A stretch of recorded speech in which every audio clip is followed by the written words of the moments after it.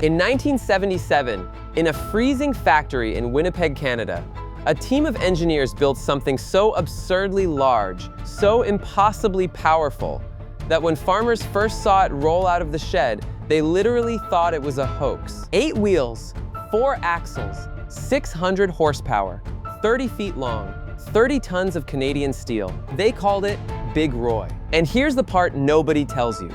Only one was ever built. Just one.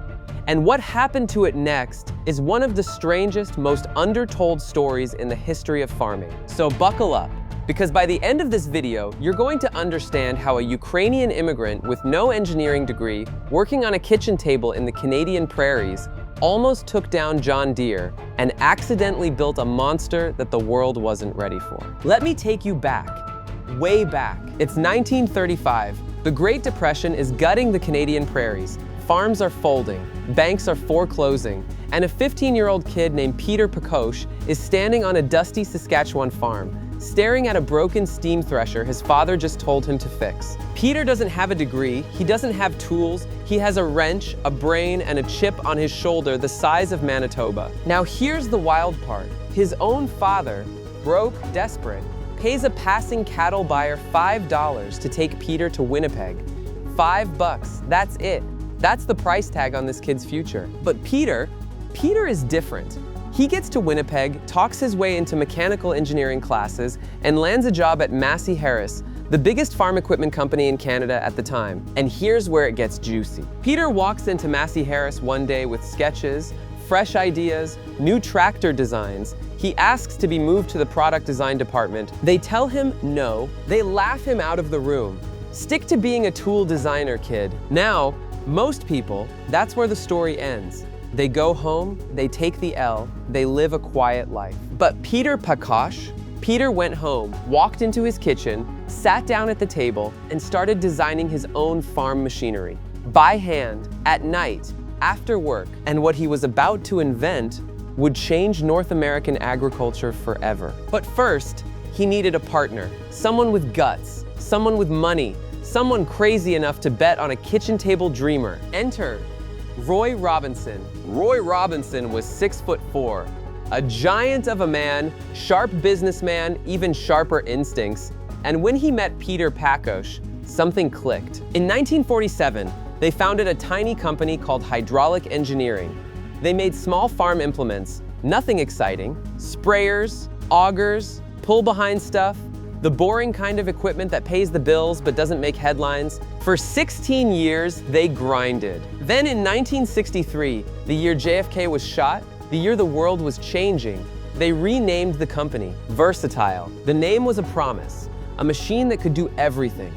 A tractor capable of handling multiple tasks across large acreage operations. But here's the curiosity gap I want you to sit with. Because in 1963, every tractor in North America had 2 driven wheels. Just 2, the back ones. The front wheels just steered.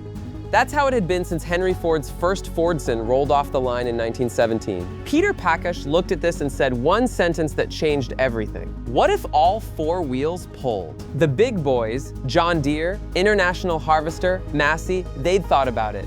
John Deere had even tried it back in 1960 with their 8010 model. It was a disaster. Too expensive, too complicated, they killed it. And here's what makes this story incredible.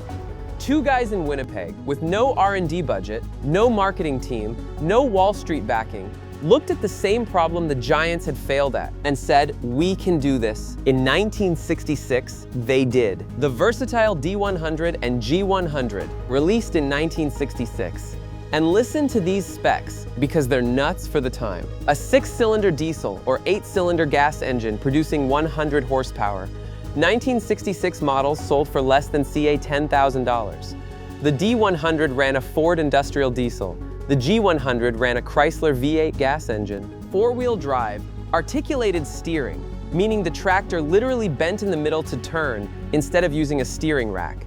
The transmission has 4 gears, plus 1 reverse with a 4-speed transfer case, which made it capable of 12 forward speeds and 4 reverse speeds. But here's the kill shot, the genius move. The D100 and G100 tractors became extremely popular with their $10,000 price tag, about 1/3 of the cost of similar models made by other tractor manufacturers like John Deere and International Harvester. Read that again.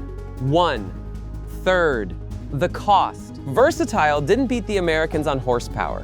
They didn't beat them on tech, they beat them on price. They built a tractor for the actual farmer, not the bank. Now here's the twist that nobody saw coming. These tractors were only produced in 1966 with a total of 100 diesels and 25 gas.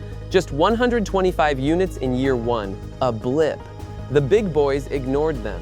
But the next year, the company produced over 1,000 tractors in 1967. And by the 1970s, Versatile, this tiny Canadian outfit run by a Ukrainian immigrant and a 6'4" entrepreneur, had captured, get this, at one time, 70% of the 4WD tractor market. 70% of the entire North American market, owned by Canada. John Deere, sitting down in Illinois, must have been losing their minds. But Peter Pakosh wasn't done, not even close, because what he was about to do next would either make Versatile a legend or destroy the company entirely. I want you to picture this. You're a farmer in 1977.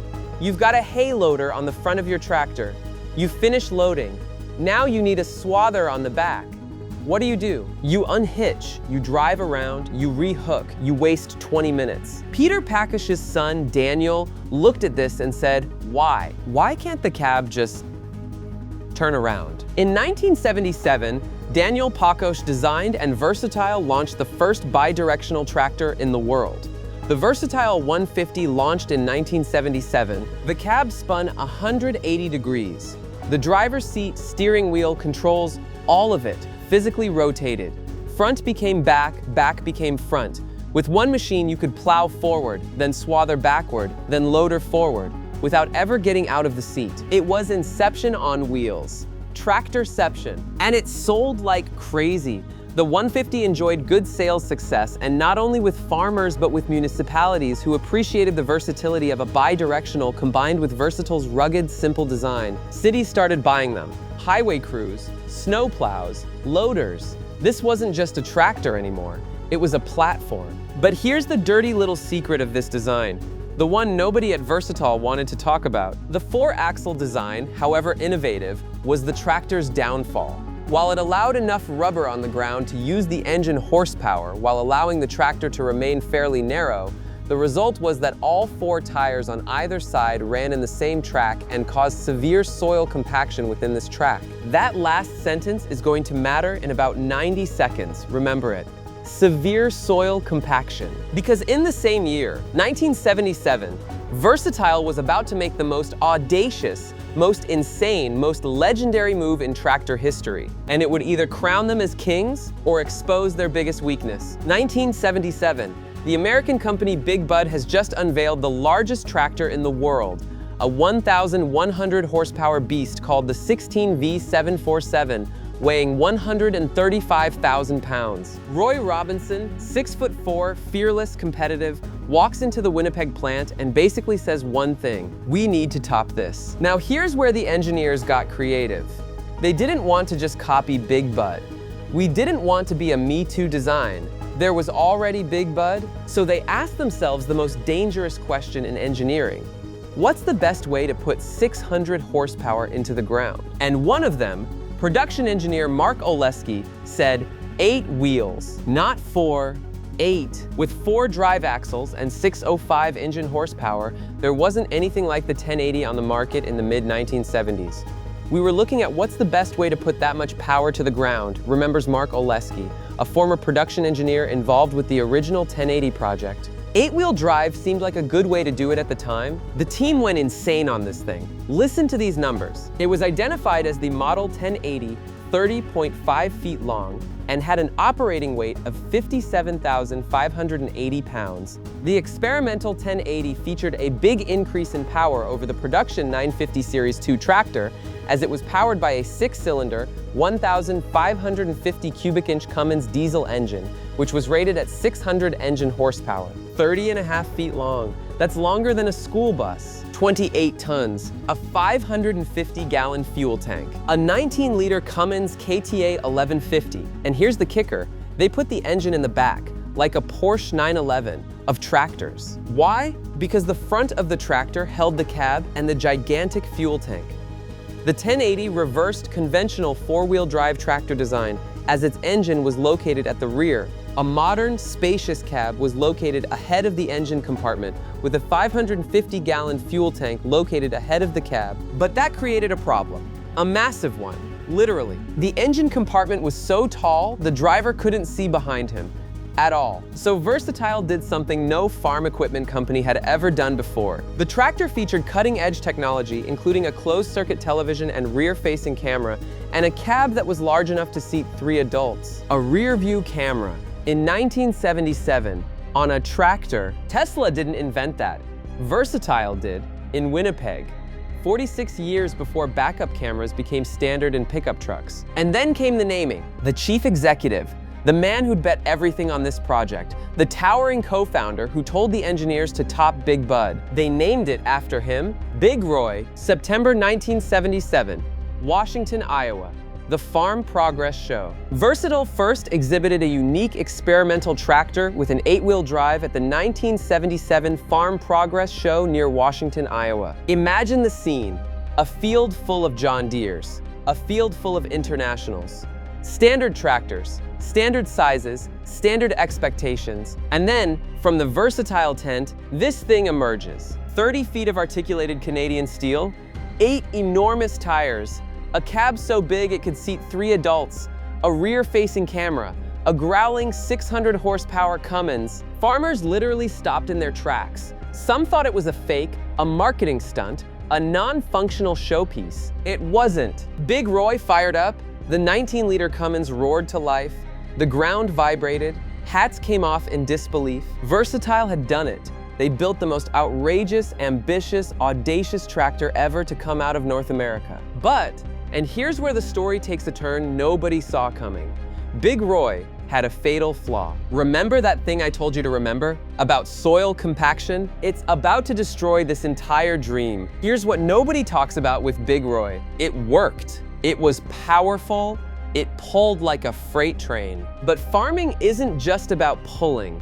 It's about the soil. Unfortunately, whilst the 4-axle design channeled the tractor's power to the ground efficiently, this was the 1080's ultimate downfall, as the soil in the wheel tracks was found to be highly compacted. See, every farmer knows this. When you drive heavy machinery over a field, you squeeze the soil. Air gets pushed out, roots can't penetrate, water can't soak through, crops suffer. Big Roy had 8 wheels, but all 4 on each side ran in the same track. While it allowed enough rubber on the ground to use the engine horsepower, while allowing the tractor to remain fairly narrow, the result was that all 4 tires on either side ran in the same track and caused severe soil compaction within this track. Imagine running a steamroller over your field 4 times in a row. That's what Big Roy did. Every pass. Farmers loved the power, they hated the aftermath. And there was another problem. The axles didn't steer independently. So when Big Roy turned, both halves of the tractor, front section, rear section, had to skid sideways to make the turn.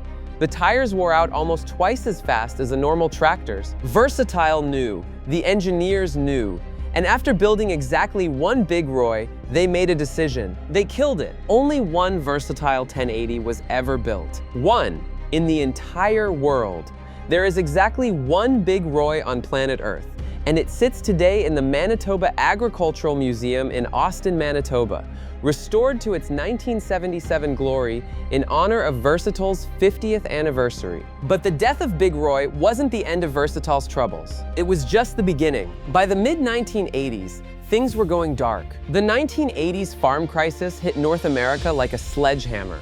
Interest rates spiked, farm incomes collapsed, land values cratered, tractor sales, already cyclical, fell off a cliff. And Versatile was hemorrhaging cash since their models were way more expensive and they were smaller than the giants manufacturers, John Deere, J.I. Case, and Massey Ferguson. They found it impossible to maintain production. So in 1986, Versatile agreed to sell out to Ford. Read that quietly.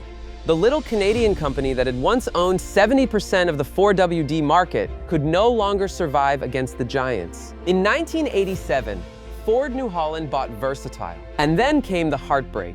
Ford New Holland quickly started assimilating the versatile range of tractors. The decals were replaced with the Ford name, and Versatile name was reduced in size and placed below the model number. Additionally, the iconic Versatile colors were replaced with the blue and white of the Ford tractors. The legendary red, yellow, and black Versatile colors? Gone, replaced with Ford blue. The proud Versatile badge? Shrunk into a footnote underneath the Ford logo? Peter Pakosh, the kid who came to Winnipeg with $5 and a dream, watched his life's work get repainted in the colors of an American corporation. It looked like the end. But here's the thing about stories like this. The thing that makes them stick. Versatile wasn't dead. It was just sleeping. In 1999, Case IH and New Holland merged to form CNH Global, one of the biggest farm equipment giants on Earth. But there was a problem. Regulators worried the merger would create a monopoly in the 4WD tractor market, so CNH was forced to sell off the Versatile brand. Versatile was sold to Bühler Industries in 2000 due to regulatory concerns when Case IH merged with New Holland to form CNH Global. A Canadian company called Bühler Industries scooped Versatile up, brought it home, back to Winnipeg, back to the very same Clarence Avenue plant where Peter Pakosh and Roy Robinson had built their dream. And then, in 2007, the Russian agricultural giant Roselmash bought Bühler. Then, more recently, in 2024, the Turkish manufacturer Başak Traktör acquired the company. Through ownership change after ownership change, the Versatile name survived. And today, the plant on Clarence Avenue in Winnipeg, Manitoba, Canada, has built over 100,000 tractors. Currently, the plant builds fixed-frame front-wheel assist tractors up to 400 horsepower and articulated four-wheel drives and Delta-Track models from up to 620 horsepower. 620 horsepower! More than Big Roy. In a production tractor. The dream Peter Pakosh sketched on his kitchen table in the 1960s, a Canadian-built, articulated monster of a tractor, is still rolling out of Winnipeg right now. As you watch this video, here's what I want you to take from this story. When you drive through the prairies, Manitoba, Saskatchewan, the Dakotas, and you see those big articulated tractors bending in the middle as they crawl across endless wheat fields, you are looking at the legacy of a Ukrainian-Canadian immigrant who was laughed out of Massey Harris's design department. You are looking at the obsession of a 6'4" entrepreneur who said, "We need to top Big Bud." You are looking at the ghost of Big Roy, the one-of-one, 30-foot, 600 horsepower monster that was too ambitious, too compacting, too far ahead of its time. And if you ever find yourself driving through Austin, Manitoba, population about 400, pull over. Stop at the Manitoba Agricultural Museum, because sitting there, fully restored, painted in its original 1977 livery, is the only Big Roy on Earth. It doesn't run very often anymore. The Cummins fires up for ceremonies and parades. The 8 tires haven't kicked up real prairie dirt in a long time. But it sits there as a monument to something rare, something we're losing. The reminder that 2 guys in a cold city in central Canada looked at the most powerful agricultural corporations on the planet and said, "We can do better." And for one shining decade, they did. So that's the story of Versatile, Canada's articulated monster. If this story hit you, if you didn't know any of this before clicking on this video, there's a quiet little button down there with a thumbs up on it. Hitting it tells YouTube to show this story to more people who'd love it. That's all I'll say about that. And one more thing, I want to leave you with the line that Peter Pakosh used to say to his engineers when they'd hit a wall and tell him something couldn't be done. He'd just smile, and he'd say, "Did you try?" 3 words, that's how a kid with $5 and a sketch pad almost beat John Deere. I'll see you in the next one.